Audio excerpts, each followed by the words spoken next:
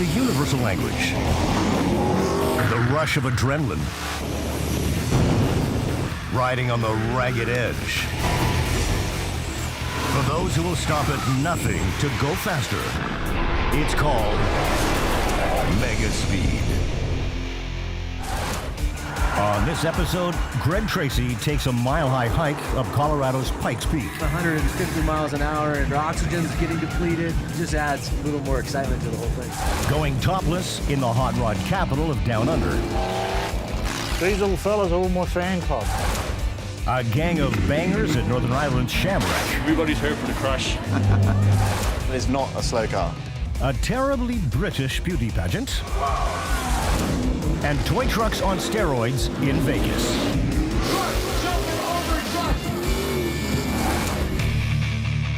June in the Rocky Mountains of Colorado. Majestic peaks and speed freaks.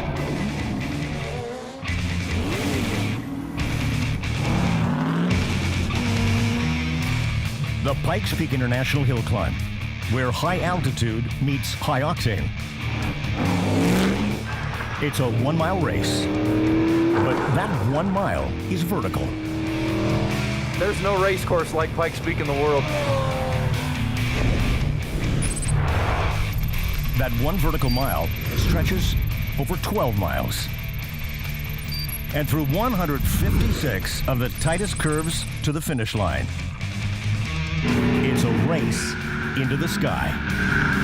The racer with the best overall time is crowned King of the Mountain.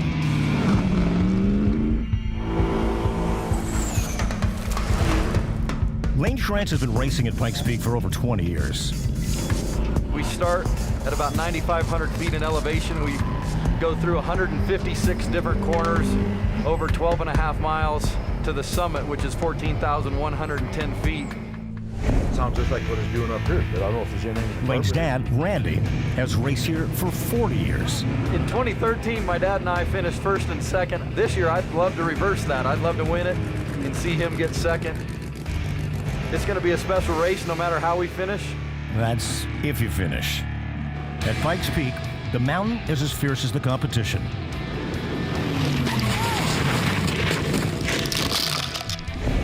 Greg Tracy has won here 6 times.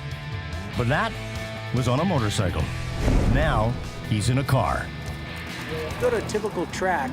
Qualifying, the guys take the cars out and they might do a 20-minute, 30-minute session, and it's your best lap of the time that you're out there. So you keep building on what you've learned, you know, and you're talking about a general, let's say, 10 turns per track. This is 156 turns. We never get to run from the bottom to the top until the actual race. And trying to remember the first, let's say, 60 turns, you got to just go. As fast as you can go right from the get-go. Pikes Peak is the second oldest motorsport event in the U.S. after the Indy 500. The first hill climb was in 1916. The winning time was just under 21 minutes. Elite racers now do it in less than 10 minutes. Greg did it on a motorcycle. If he does it in a car, he'll be the first person to break 10 on 2 wheels and on 4. The height is literally dizzying. Some drivers use oxygen. When you're going 150 miles an hour and you start getting that tunnel vision, your oxygen's getting depleted, it just adds a little more excitement to the whole thing. I need oxygen. I can't put my gear on right. Dad's raced 39 times without oxygen. I've raced 20 times without oxygen, and what you don't realize is how much it's affecting your reaction time. The lack of oxygen doesn't just affect drivers. You're very worried about how the carburetor is jetted and the fuel-air mixture, and you're really losing horsepower with every foot of elevation that you climb. By the time a car reaches the summit, the thin air robs engines of 30% of their power. Unless your car doesn't have an engine. As quick as it is quiet, Greg Tracy's car is an engineering masterpiece. No one is trying to steal it. That siren is a warning. Greg's car is electric. the Mitsubishi MI-EV Evolution 3.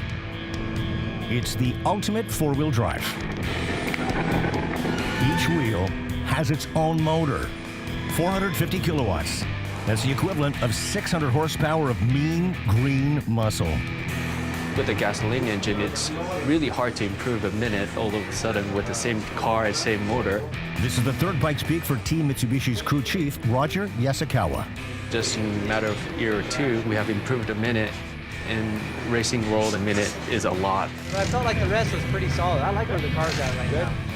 Greg and his fellow Team Mitsubishi driver, Hiroshi Masuoka, plan to make history driving the car of the future. I think an electric car right now is the second fastest car on the mountain overall. It's pretty amazing. So in 3 short years, things have totally changed. What hasn't changed is the immense danger.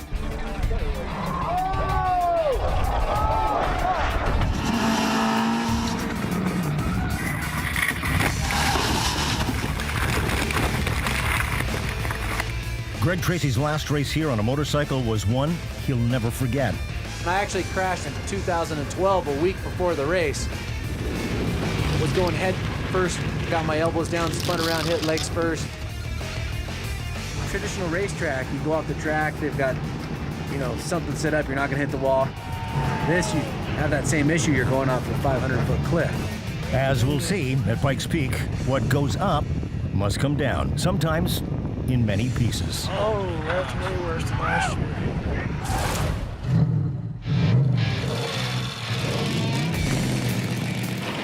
Castlemaine, Australia, the street rod heart of Down Under.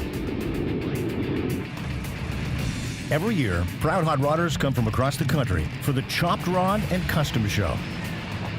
By any means necessary. This is Aussie Rules hot rodding. It's mega without the speed, gas, grease, and ancient glory. My name's Peter Templeton. I come from Central Australia. Chopped, 2014, here we come. Peter and his nephew Mashai have made the 2,500 kilometer trek in his ancient roadster. Some people might call it insanity, or we say it's a passion or an addiction. There's no way you'd put yourself through 4 days in that if you didn't like it. There's not even a top to put down, but comfortable? Good. Yeah, windy though. Yeah, but you're out in the open, you get to feel everything and smell everything. It's a whole different atmosphere. And Peter brought some other passengers. These little fellas are all my fan club. I picked them up coming down the highway. I'm glad they were there and not in my face. I've been reading Hot Rod magazine since about 13 years old. That's all I ever wanted to do was have a hot rod. This is my little escape from reality.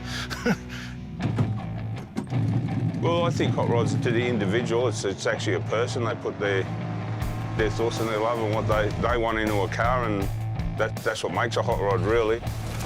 Joe Formosa hasn't missed a chopped rods since it started 6 years ago. It's a 28 Ford Roadster. It was built in the late 60s, early 70s. It's just an 8VA side valve V8 with a 653 supercharger, triple 94 carbs, custom line rear end, Krager wheels. A hot rod is the sum of many parts, and it's what you get rid of, too.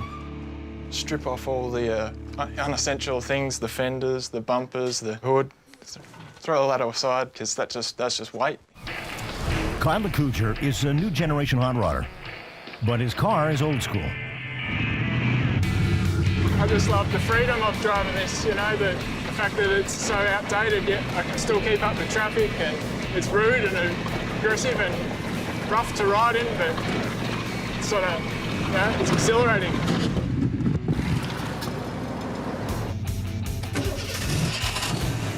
The generations are coming together for Chopped Rod Showdown. They bring you down, they usually line up. They've got this bloke at the start line. He just says, right, go. And then you just go like hell to get to the other end and try and beat the bloke beside you. You just come back around and do the same thing all over again. Yeah, and it's not about winning or losing, it's just about the fun of doing it.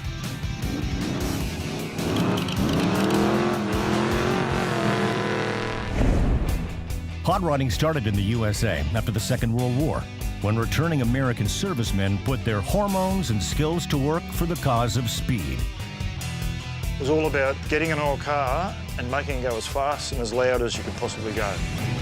On the other side of the world, that tradition is alive and well, and slightly more chillaxed. Yeah, it's good. It's a blast because, especially being on dirt, you're trying to control your car. Yeah, so you're steering it all the way down, so you're actually really driving it. It's been done for 50, 60 years, you know. It all comes back to this, the bare essentials and pure hot rod, you know. Basic, crude, that's how I like it. No money, no prizes, just the thrill of the throttle. The lining up, the atmosphere, doing the circles down in the dirt. If you're a car nut, it makes sense. If you're not, you're probably wondering why the we're doing it. Still ahead on Mega Speed, Lane Schrantz hits the red flag at Pikes Peak. And up next, at Northern Ireland Shamrock, it's Carmageddon. Fight to the death, but the death of the car, not the driver.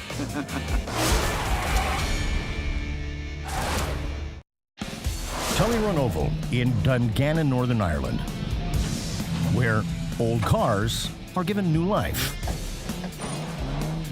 Welcome to Shamrock, where metal comes to die.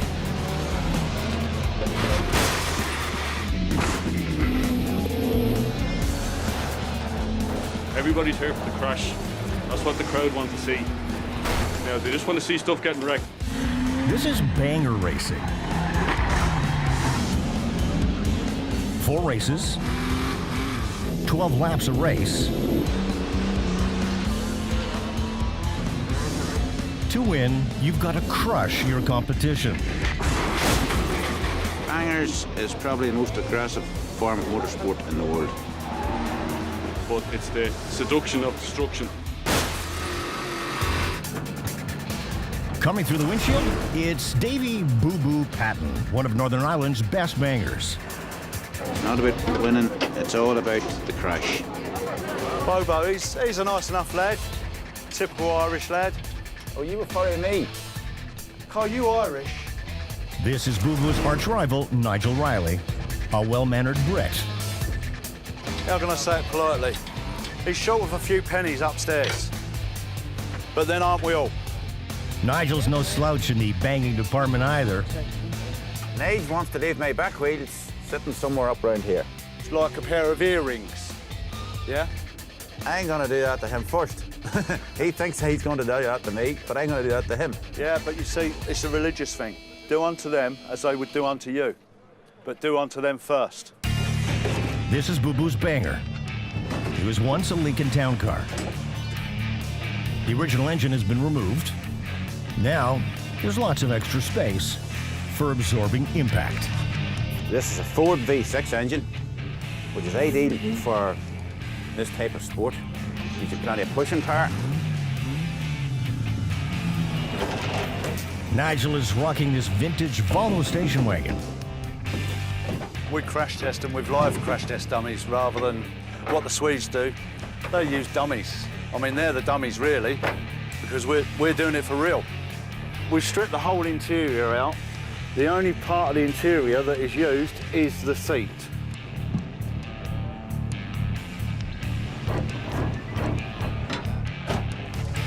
A little bit gladiatorial. Fight to the death, but the death of the car, not the driver.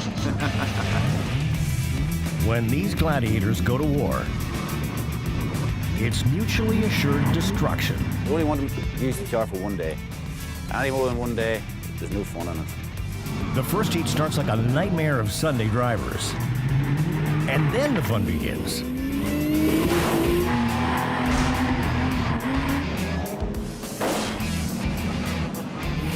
Cars collide at speeds up to 50 miles an hour. A couple of laps at Shamrock is a lifetime of really bad driving.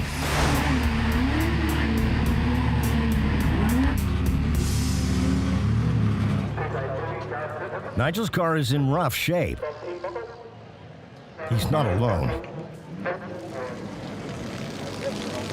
The wounded crawl off the battlefield, some with their tail between their legs. The racers perform their own repairs and even amputations. Prop shaft that drives the wheels has broke, so we're going to have to weld it here and fix it. Amazingly, Nigel's Volvo is not as bad as it looks. Hopefully we're going to give it a stretch and we'll be back out on the track, you know. See what happens. You heard that right. It's what we choose to do.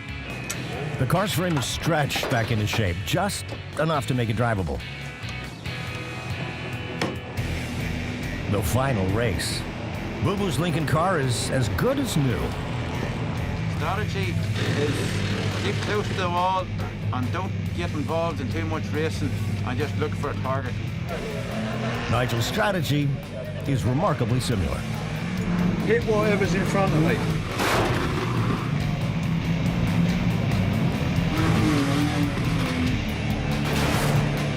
The hits keep coming.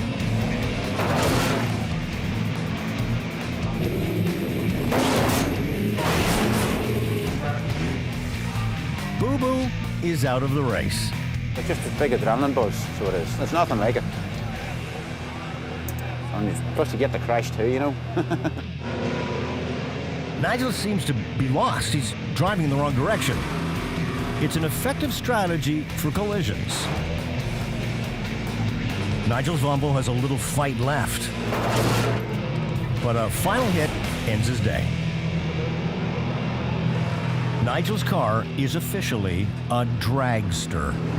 That's the way the car should go out, in a blaze of glory. Still to come on Mega Speed, monsters in trucks. And up next, beware the rider in orange.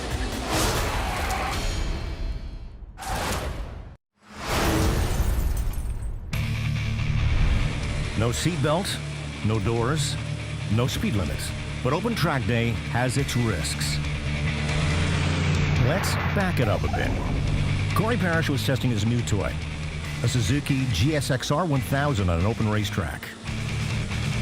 It's a chance to take his bike to the limit.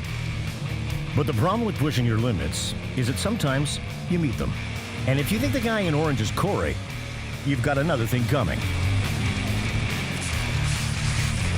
That motorcycle in the face gave Corey a concussion and a dislocated shoulder, and a great home movie.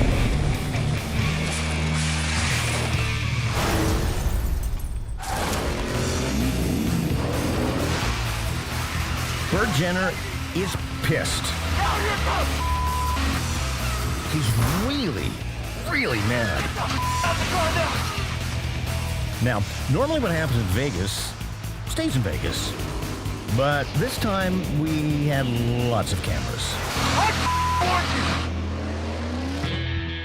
It all started at the final race of the Stadium Super Truck Series. I call this urban off-road, which is metal jumps, very little bit of dirt for a landing pad. The rest of it is pavement. Race organizer Robbie Gordon is a busy guy. Cool, hey, I gotta go right now. Cut him short. That's gonna be a problem. I'll take 50. All right, you guys wanna do this? He's not just the organizer, he's also a racer. What it does is it allows the fan to come and have a good time without going out to the desert. Stadium Super Trucks started small. The main presenter builds radio-controlled toys. It's the kind of toy a kid like this would play with. But this kid plays with this kind of toy. My name's Travis Pico, I'm 13, and this is my first race in an SST truck. This overachiever got his racing license early. I've been racing in the Lucas Oil Off-Road Racing Series for 6 years now. I just started racing these trucks 4 days ago, and this is gonna be my first race today, so I'm pumped. Where's this kid's dad? Well, I'll tell you what, he plays lacrosse, he plays tackle football, and I'm more comfortable with him sitting in one of these trucks than I am with him being on the football field. Yeah, it feels good. I think it's great. He's been doing it for 7 years, since he was 7 years old is when we started racing. 7 years old. That's nothing. Been racing since I was 3. Sheldon Creed is 17 years old. got into big trucks in 2012, and that's when I started racing stadium super trucks, which has been so much fun. You know, it taught me so much. The truck is so hard to drive that it teaches you so much car control. 18 inches of travel in the front, 24 in the rear. So, you know, the truck's always trying to be on 3 wheels, and it's got 625 horsepower to go along with that. 8 laps, full tilt. And the key to winning? Not crashing. Like anything, you must first finish to finish first. It's very competitive, it's very close, and very action-packed. Last week of the season, you know, everyone's gloves are off pretty much. You know, everyone's going to get their payback, so we're even next year. Tonight's race is going to be pretty gnarly, and I'm pretty confident that there won't be much cars left when it's done. Maybe not the best place for a kid in a booster seat. Practice, I think I got 8, so 10th. Yeah, 10th. His dreams are beating all these guys that have just done this for their whole life. So those are his goals. But the competition is fierce. EJ Vizo, Dave Royce. But if you're looking for trouble, Burt Jenner might be a good place to start. The last event of the season, a lot of points and a lot of money on the line right now as we get ready to go green. Robbie Gordon is sailing. But EJ Vizo has the lead. Oh, I love that shot. Truck jumping over truck. It's the last stadium super truck race of the season, but it's a first for Travis Picoy. Small wonder he's at the back of the pack. But when Vizo laps him, he gives Travis a knock. Vizo gets into the back of the number 3, Picoy. Ends up getting hooked together. Talk about trial by fire. This kid is years away from driving legally, and he's locking horns with the pros. Vizo leaves Travis in the dust.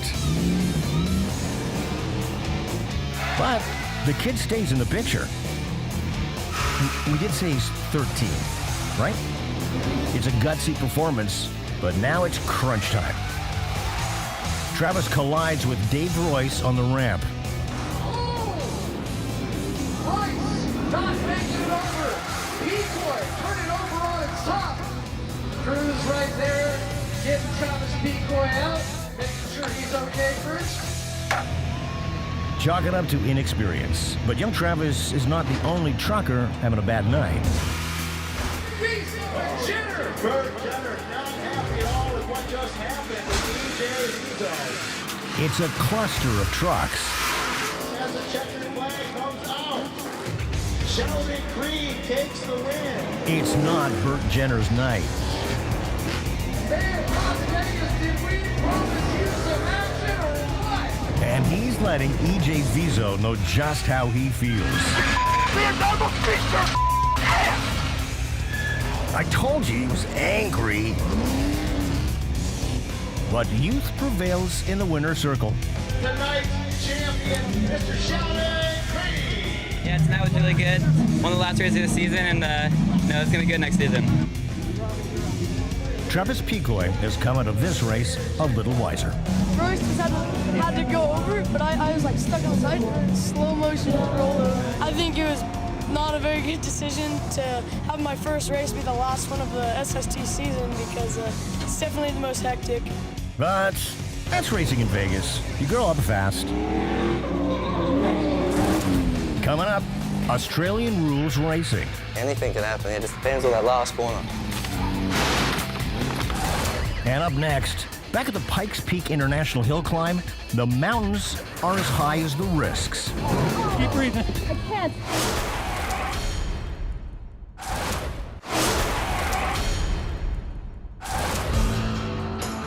High in the Colorado Rockies, the car of the future is ready to make history. At the Pikes Peak International Hill Climb, thin air is a drag. With Pikes Peak, you're going up the hill and the air gets thinner. Roger Yasukawa is crew chief of Team Mitsubishi. With the gas engine, your engine output is going to be reduced as you go to the top. This year, Mitsubishi is racing 2 Evolution electric vehicles at Pikes Peak. With electric cars, you're able to maintain that same output from the start to the summit. So there's certainly an advantage there to run electric cars here since you're not dictated by the air density. An electric motor is much smaller and much lighter than an internal combustion engine. The trade-off? Batteries. Lots of batteries. The good news, electric cars generate their own power when they brake.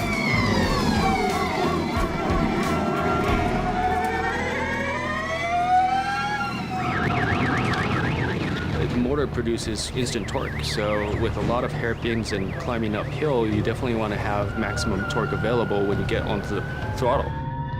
That's the advantage you have with electric cars. I think the driving fundamental is the same. It just maintains the same performance from start to finish, and it's a perfect platform for this event. To think that an all-electric car could compete with the gas-powered cars, I mean, that wasn't even a thought 3 years ago. Now it's coming to fruition, so that's pretty cool to be a part of that, too. Showtime!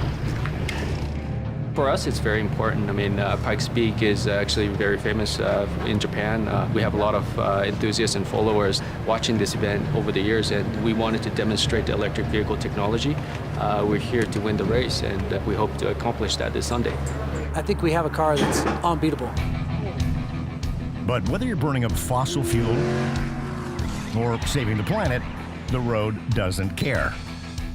Pikes Peak is a beautiful place to race. But it's a terrible place to crash. Take a breath. You want to take your helmet off? Yes. Keep breathing. Okay.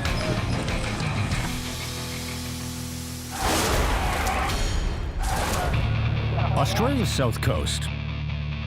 Blue skies and sunshine. At the Phillip Island Grand Prix Circuit near Melbourne, it's the Formula V Australian Series. Up close and personal. Formula V is like college for race drivers. Probably the starting level open wheel racing series. This is James Horn. He's a go-kart veteran. 21 years old. Been racing since I was about 12 years old, starting in karting. Recently moved up to Formula V start of 2012, so second season in it now, and really enjoying it so far. It's a stepping stone from go-karting from where I was. Just getting racecraft, how to feel a car, gears, and just a stepping stone to get higher. James Dean is hoping V is for victory. I've been doing this for 2 years now. I'm on the pace most of the weekends, it's ready to roll. Kieran Glover is the old guy. He's been racing Formula V for over 10 years. I love it because it's so evenly matched. Everything's really tight and the mechanics are really close together, so it all comes down to driver's skill and putting yourself in the right place at the right time. Formula V is short for Volkswagen. The cars use identical 1600cc Volkswagen engines. For a full-on race car, it's cheap and cheerful. You can be on the track for $20,000. The maximum weight is 490 kilos, and that includes the driver. You have to be very precise with it, because you don't have the horsepower to make up for any mistakes. There's no room for error in the final event of the season. Whatever points we get, it make a really clear difference to the outcome of the championship. A top 5 finish in both races could give Kieran the championship. James Dean has already proved he belongs in Formula V. He's captured pole position for race 1. Barney's done a great job to get to pole position. He must have really timed his lap well. It won't last long, because off the straight, someone will slip through me straight away. I'll be about 4th the first laps. It'll be interesting to see how he goes amongst the regular guys over a full race distance. Anything could happen, really. Anything can happen. It just depends on that last corner. We're pushing 190 k's down the main straight, and we're right on each other's hammer the whole time. Because you're racing so close, any difference is magnified. The slipstreaming side of Formula V is the strategic part of the racing. And when you try and come on the straight, you want to be about 2nd or 3rd to get the slingshot to be 1st. I just got a few cars where I needed to be to position myself for coming onto the straight. And lucky enough, got to 4th, so I'll start 4th for the next race. 4th place isn't great, but it's better than Kieran. His car let him down and jeopardized his championship run. James Horn has bad karma too. We threw a fan belt about halfway through there. hopefully we'll fix it. Fingers crossed. Final preparations for the last race of the season. There's always nerves, like you sit on the grid, your heart just keeps pumping, and just anticipation. It's good.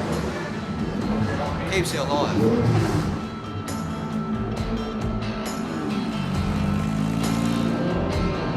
And they're off.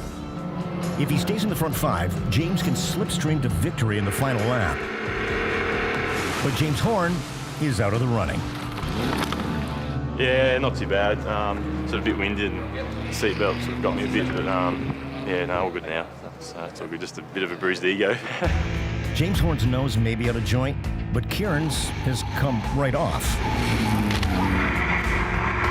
So obviously puts pay to the championship side of things at this stage, so which is disappointing, but still wait. It happens, doesn't it? You've got to have some sort of risk to have reward. Speaking of risks, James Dean's slipstream strategy works, vaulting the number 8 to second place. Last 2 laps ago, I was in just in the right position just to make a move, so I'm in the inside and just followed around here for second place. He won the round. James was fantastic. He did a great job, and very, very proud of him. He's been on the edge of breaking through, and the last 2 race meetings, something's clicked, and away we go. Well, trophy presentation time. Yeah, I know. They're huge too, haven't we? Are they? No. Oh, what? You're only tiny. At this pace, this James may be the next face of Australian motorsport. Happy days, yeah. Coming up on Megaspeed, custom built but no cup holders. This car is the closest thing to an F1 car on the street. And up next, Megaspeed isn't rocket science, but it's close. Since we started playing with jet engines, it's got an 85% death rate.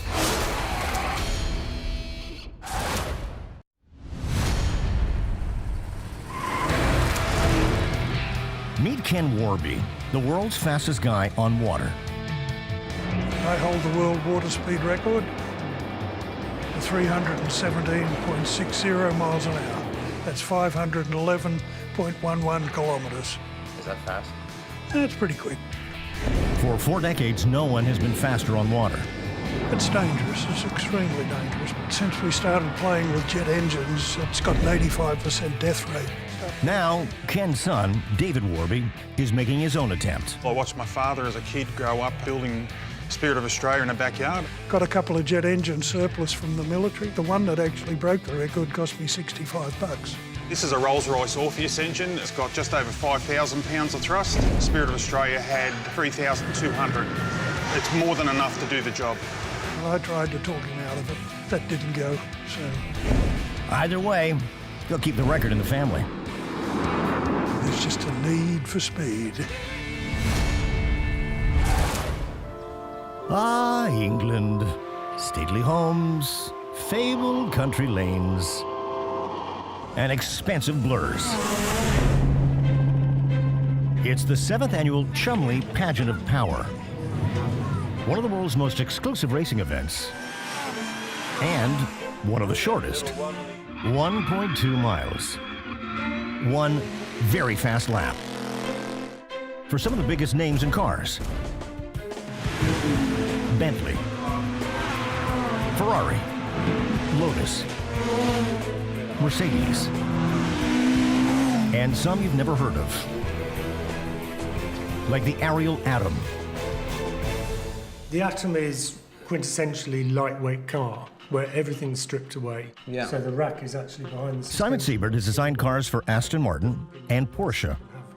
So I've taken one out. Then Simon designed his own. It's as minimal as you can make a car, which is one reason why it has no doors, has no roof, it has no windscreen.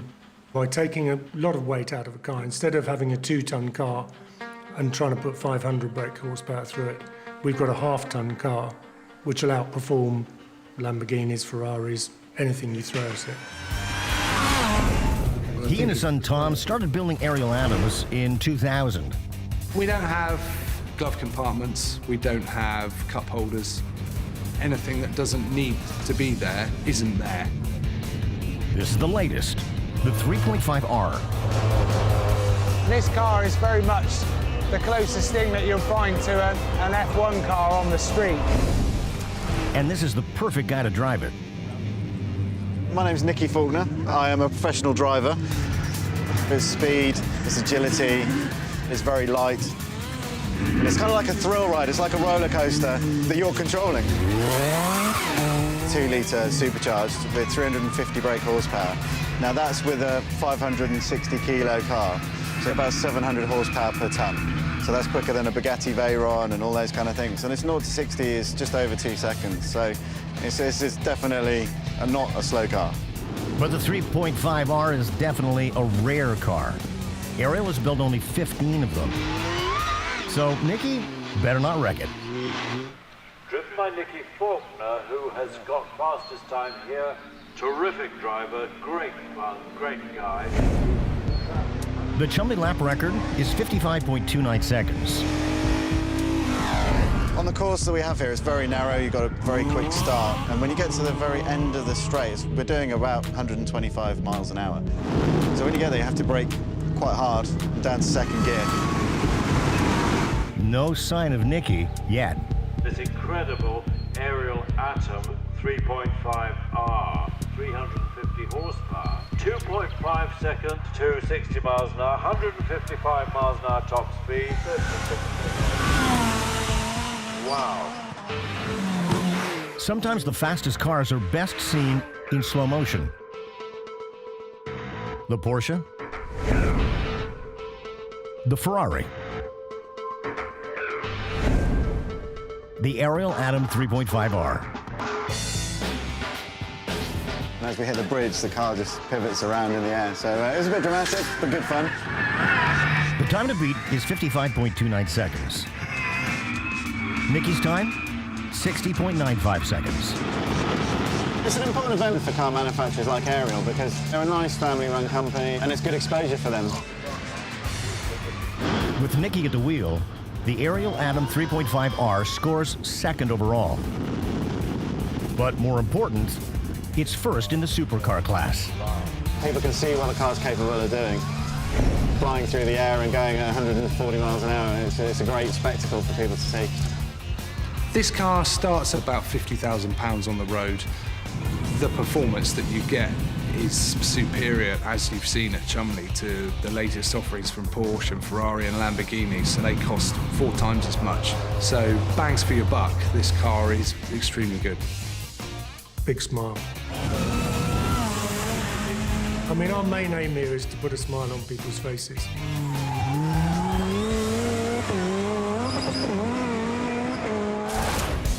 The Pikes Peak International Hill Climb. It's the final practice run before tomorrow's race. For Lane Shreds, it's the last chance to improve his time. The competition is extremely close. A lot of fast cars, a lot of fast drivers. I'm going to have to not only put in a good run, I'm going to have to put in an aggressive run. Lane is number 1 for takeoff behind the semi.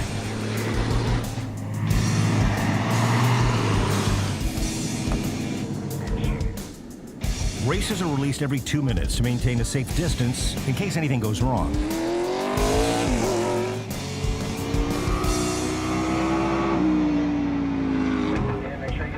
And something just did. Uphill, things are going downhill. But he is off the course at this point. So that is the reason for our red flag condition. Lane has been stopped because of an accident up ahead. We just heard transmission that it was 777, the semi, and the driver's okay, he's out and walking.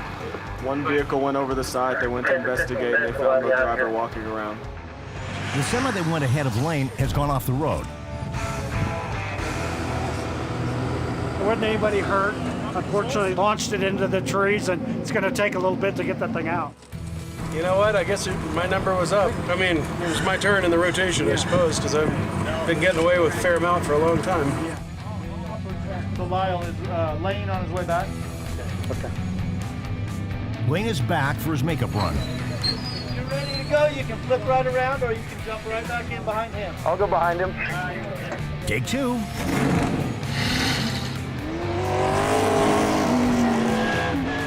combined practice times are close to 10 minutes. Well, I don't know if I can do much better than that. He'll have to find more juice tomorrow. On race day, there are no second chances.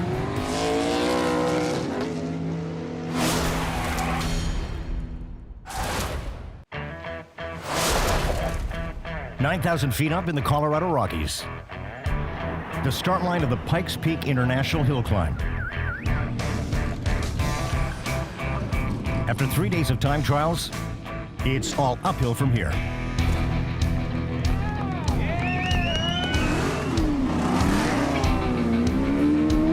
Whenever you're on Pikes Peak, you have to beat the mountain first. Really more so than your competitors. The mountain will bite you and keep you from getting to the top, and hopefully we're going to overcome that today. Lane's dad, Randy, knows something about overcoming. The weekend before Thanksgiving, I was diagnosed with esophagus cancer. So that was kind of a blow, and at that time I didn't think about the hill climb, I was just thinking about the cancer. I think the race actually kind of motivated him to get up here to run his 40th and final race, which is kind of bittersweet, and it's pretty exciting to be up here with him. I just pray that we make it to the summit.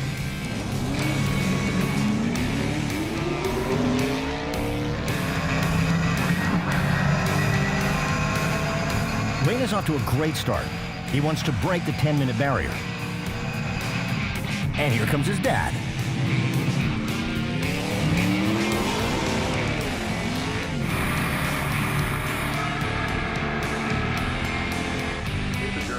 Wife and mother, Patty, waits for the results. Her son clocks a personal best. 10 minutes, 22.612 seconds. Woo! Now, everyone waits for Randy. Lane is in the broadcast booth.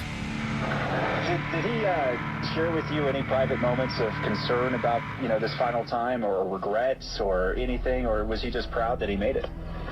My dad's a guy of few words, so he doesn't talk a whole lot. We didn't talk much. There it is, I hear it. He's at Olympic corner. He's got 100 yards, 150 yards to go. Come on, man. 40 times, coming across the line. Give us the call. I think I'm getting emotional now. Dad's finishing, coming up to the summit. Come on, baby. Randy's time, 10 minutes, 35.225 seconds. He conquered the mountain, and he made it faster than he's ever made it, almost by a minute. And it is emotional to have two of your favorite men in the whole world not be disappointed.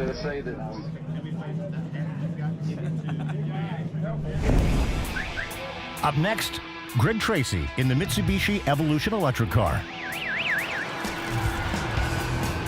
It's nail-biting time for Greg's family and his teammates.